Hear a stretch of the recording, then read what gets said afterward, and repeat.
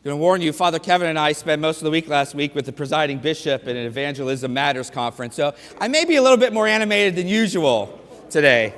Woo! You notice there's a heightened sense of anticipation in the readings today, right? From the book of the prophet Jeremiah at the beginning, the days are coming. You heard that. You heard in the gospel reading today, now the hour has come. Now the prince of this world will be driven out. Now the judgment of this world will happen. Notice this kind of now and days. Why? The church begins today a special period called Passiontide. Passiontide. From now until the crucifixion, the cross looms large. We start to walk with Jesus in this intimate battle as the great conqueror of death begins to enter the ring to do battle with hell, death, and the grave. You kind of heard that in that opening hymn, Abide With Me, right? Those first two verses I feel like Jesus sings. Abide with me. Fast falls the evening tide. The darkness deepens. He's calling out to his Father because we're entering into this period of Passiontide.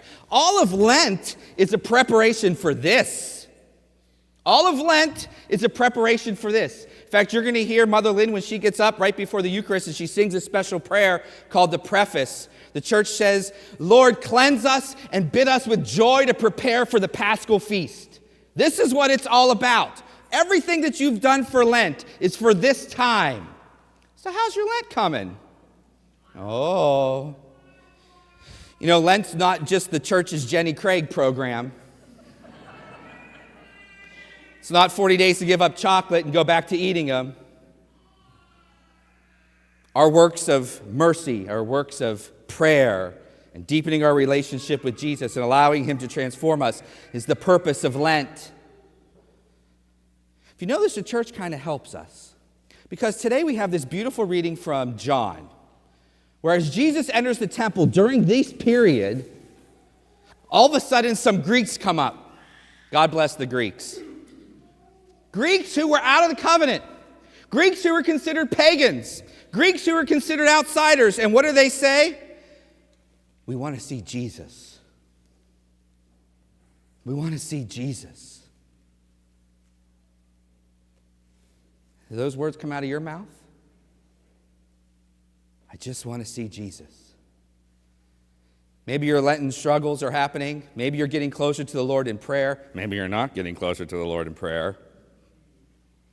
I just need to see Jesus. Maybe you turned on the news for about 2.3 seconds. I just need to see Jesus. Maybe you're tired of the division in our streets and the brokenness of the world. I just need to see Jesus. If you notice that cry, I just need to see Jesus, isn't about just physically seeing him. Yes, they wanted to physically see him. But in seeing Jesus, you're transformed from the inside out. In seeing Jesus, you are transfigured, as Paul says in 2 Corinthians, from glory to glory. You become like him. So seeing Jesus is much more than just seeing with your eyes. It's an inner transformation. I just want to see Jesus. So how do we see Jesus? If you notice in that passage, things get a little weird. We want to see Jesus, and they tell that to Andrew, and Andrew runs and tells Peter, and Peter runs and tells Jesus, hey, there's some Greeks who want to see you.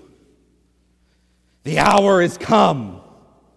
Unless a grain of wheat falls to the ground and dies, it remains a grain of wheat. But if it dies, it brings forth fruit. Hey, chill out. There's just some Greeks who want to see you. You want to see them or not?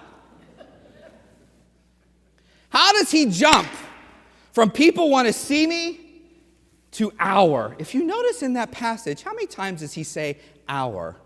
All right, go back and look, because I know you weren't paying attention when the deacon preached the sermon. Go back in your bulletins and see there in the gospel. The hour has come, unless a grain of wheat. Look at the beginning of the second paragraph. So what should I say? Father, save me from this hour? No, it's for this hour that I came into the world. What's the hour? What's the hour? His passion. His death. Historically, that hour has to do with the end of that second paragraph, when he will be lifted up on the cross and draw all the world to himself. But if you notice at the beginning of that passage, that hour about wheat is kind of weird. Is that the same? Is he talking about the same hour? To understand that word hour, you got to read John. Not just the little snippet we get today. It's your homework today. Go read the Gospel of John. Jesus mentions hour 4 times. 4 hours. Ooh, it's going to be a long sermon. Father's got 4 points. No, I'll make sure this goes fast. The first time Jesus uses the word my hour is actually in the 2nd chapter of John, right away. There's a wedding in Cana, and Jesus' mother's there, which probably means it was a family wedding, by the way. And Jesus and his whole tribe show up, and they drain the bar. And Mary, as a good Jewish woman, says to her son, they're out of wine.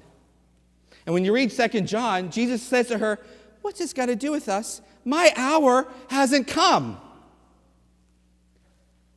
I don't know what that is, but just give him wine. If you notice, his first time he ever mentions hour, 2nd chapter of John, has to deal with him giving wine. When his hour would come, then he would provide wine. Why are you asking for it from me now? My hour hasn't come. When my hour comes, I'm going to give him wine. 4th chapter of Joel, 6th chapter of Amos. When the Messiah would come, the mountains would drip forth new wine. It's a prophecy. So something about this hour is attached to wine. We move 2 chapters later is when we hear the word hour again. John 4. Jesus is in Samaria, which is weird. Because the Judeans and the Samaritans didn't get along. It was like oil and vinegar. And there he is right in Samaria at a well with a woman. And as they begin to talk, he says, the hour is coming. It's the 2nd time. The hour is coming where you will worship God not on your mountain or in Jerusalem, but we will worship the Father in spirit and in truth. You see, the Samaritans said you can only worship God in one place, and that was Mount Gerizim, which is Samaritans worship at. And the Judeans say, no, the temple is in Jerusalem on Mount Moriah. That's where you worship God at. And Jesus says, you ain't going to do it in either place because you're going to worship him everywhere in spirit and truth when my hour comes. There will be no Samaritan or Judean or Gentile or Jew or woman and free man. We all will be one in this hour. So the hour has something to do with wine. The hour has something to do with all of us together worshiping the Lord in spirit and in truth. The next chapter, John 5, Jesus heals on the Sabbath. People get upset that he's healing on the Sabbath. And then at the very end of it, he says, the hour is coming. Jesus, like a good teacher, keeps teaching us. The hour is coming when the dead will hear my voice, and those who hear will live. When the hour comes, the dead are going to hear my voice. And they who hear, that means you got to have ears to hear. That's a whole sermon. Will live. So the hour has something to do with wine. The hour has something to do with worshiping the Lord in spirit and truth. The hour has something to do with words that bring you to life. And this is the 4th time he uses it in the chapter we read today. The hour when a grain of wheat falls to the earth and dies, and when it rises, it bears forth fruit. What kind of fruit does wheat bear? Anyone ever see wheat bear fruit? It doesn't. But if you take a bunch of it and you crush it, it becomes flour. And what do you use flour to make? There we go, church. So the fruit of wheat is bread. Jesus' hour entails wine, bread, words that bring us to life, and a place where all of us are one, worshiping the Father in spirit and in truth.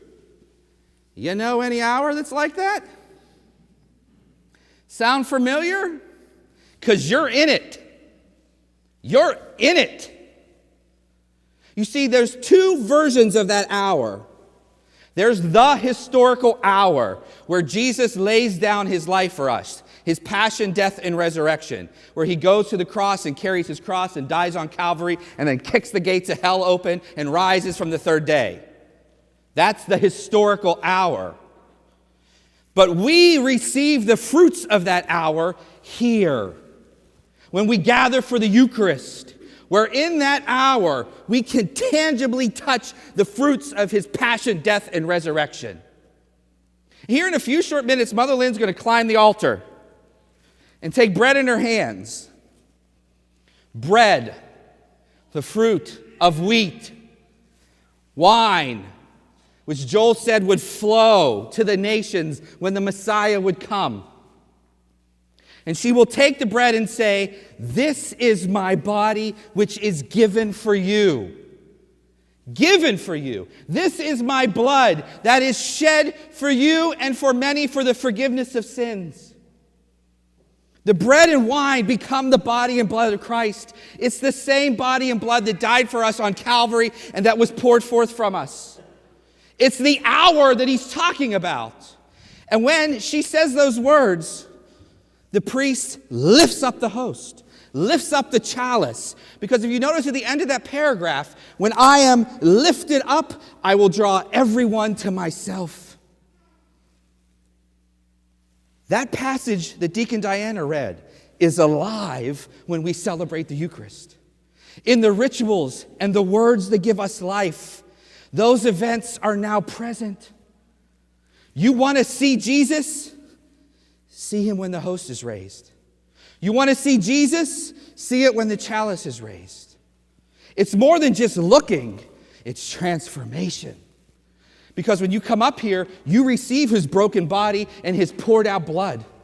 You become transformed because now the risen Lord is running through your veins. You become lions for Christ in the world who needs us. If you want to make sense of the news, you want to make sense of the brokenness of this world, you want to make a sense of suffering, you have to see the suffering yet risen Lord in the Eucharist. When that host is raised, I want to see Jesus. And we're given the grace to see Jesus. And not only see Jesus, but to be transformed in Jesus. You want peace? You want wholeness? You want to understand and conquer death? You want to understand and conquer the darkness of the world? You want to be the light that shines? Come to Eucharist. That's why we have to do this every week. I so wish I could go to the gym one time and drop 90 pounds and be really buff. But I can't. You got to go daily. You got to go all the time. We got to keep coming to see Jesus. We got to be coming to be transformed by Jesus. That's why he gave us the gift of the Eucharist. It is his hour. The hour that never ends. Because in heaven, that's what it's going to be. One large liturgy where the whole church is gathered, nations upon nations, around the throne of the Lamb, in communion with him and each other, worshiping the Lord in spirit and in truth, feasting at his feast of wine and bread. That's the hour. Next week, we will walk with him, not only historically, but liturgically through that hour. You will walk with our mighty conqueror as he comes in to the battlefield on Palm Sunday. We will walk with him to the upper room where he lays down his body and blood in the Eucharist. He will wash our feet. We will walk with him into the garden where he suffers for us and the sins of the world are placed upon his shoulders. We will walk with him that heavy way of the cross as he's carrying it for you because he loves you. We will walk with him to the foot of Calvary where that blood and that body are broken and poured out so that you may have life. And then we're all going to rejoice in 2 Sundays where he steps on the neck of death, the greatest foe, that empire of darkness who has the tools of fear, scarcity, and division that continue to separate us, and he will crush them so that love will no longer know death, but love is the final word. I want to see Jesus. I want you to see Jesus. I want you to be transformed. I want you to come receive him and be innerly transformed because that's why he came. Christianity is not a country club. Christianity is not your gym membership where you just go and use when you feel like it. Christianity is the life-changing word of our God who loves us, who liberates us, and gives us life into abundance. And a God who loves us so much, he wants us to see him and to touch him and to receive him and to be transformed by him.